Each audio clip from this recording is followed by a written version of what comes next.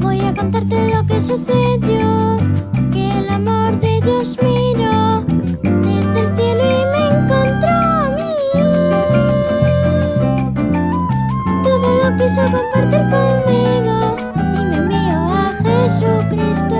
Me ama y es para mí. Me ama y es para mí.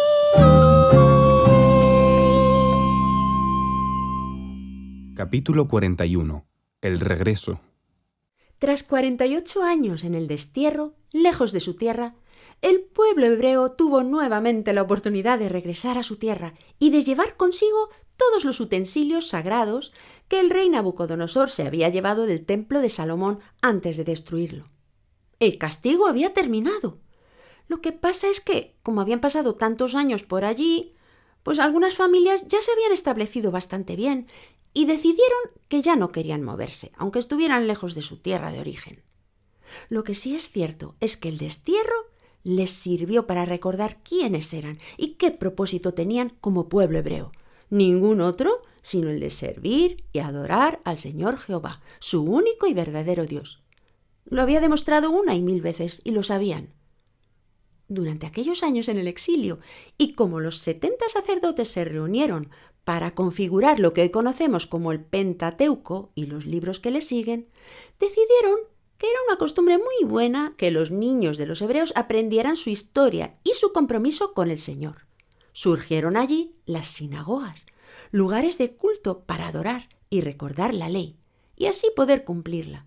Se habían convertido de todo corazón. Ya nadie tenía que decirles que buscaran al Señor, porque la verdad es que allí tan lejos echaban de menos todo lo relacionado con su Dios y con su patria. Así nos pasa también a nosotros muchas veces. Dios nos tiene que hacer pasar por alguna situación difícil con el fin de que le echemos de menos y de que queramos volvernos de todo corazón a buscarle y a dedicarle tiempo y esfuerzo. Así que, un buen día, el 6 de octubre del año 539, entraron al imperio babilónico las tropas persas del rey Ciro. Así que Babilonia fue anexionada, y de las mismas, ese rey promulgó un decreto mediante el cual les permitía a todos los judíos que lo desearan que pudieran volver a su país.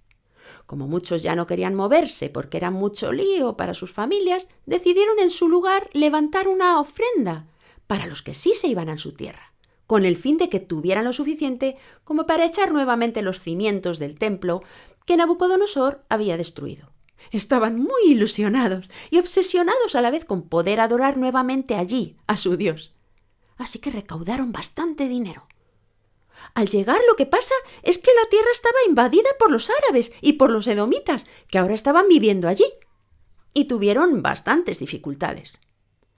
Hubo 2 profetas, Ageo y Zacarías, a los que el Señor dio palabra profética para que animaran al pueblo a reconstruir el templo del Señor. La obra de reconstrucción del templo duró 5 largos años, pero finalmente lo volvieron a levantar. Los sacerdotes volvieron a ocupar sus oficios en el templo, pero el proceso no fue fácil, porque los samaritanos, un pueblo mezclado entre hebreos y babilonios, una y otra vez, por celos contra los judíos, les tiraban lo que ellos reconstruían. Así que, viendo eso, comenzaron a reconstruir sus propias casas, que también lo necesitaban, y a ocuparse en ellas, abandonando por un tiempo la obra del templo. Pero entonces los profetas les dijeron de parte de Dios: ¿de verdad creéis que es hora de reconstruir vuestras casas, mientras que mi casa aún está desierta y abandonada? Os digo que me deis a mí el primer lugar en todo, y veréis si yo os ayudo o no, si os bendigo o no. Esforzaos y reconstruid primero mi casa. Y obedecieron. Y así lo hicieron, con un ánimo renovado, y quedó terminada. Hubo un sacerdote de los más relevantes llamado Esdras, que le leyó detenidamente al pueblo todo lo contenido en los escritos que habían confeccionado los 70 sacerdotes en Babilonia durante el destierro.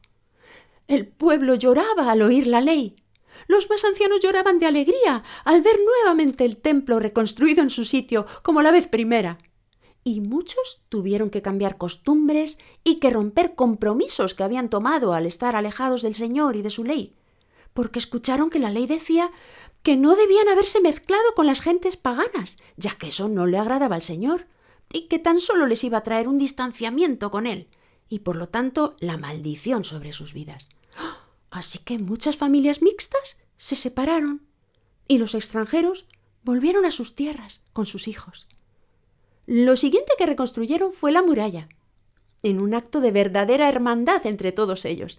Tanto fue así que la levantaron en 52 días, trabajando de día y de noche, turnándose para dormir y para vigilar que nadie se la destruyese. Cada familia trabajaba en la parte del muro que más cerca estaba de su antigua casa, y ya después de cerrada y arreglada la muralla de protección, entonces sí, cada cual se puso a trabajar en reponer su propio hogar. Hubo un hombre muy importante entre el pueblo que se llamaba Nehemías, que había trabajado en el palacio del rey Ciro de Persia y que le pidió permiso al rey para volver a su país y darlo todo allí. Él y el sacerdote Esdras fueron los principales dirigentes de toda aquella gran obra de regreso y de reconstrucción. Eran tiempos nuevos. ¿Cuánto les había enseñado el destierro lejos de su patria?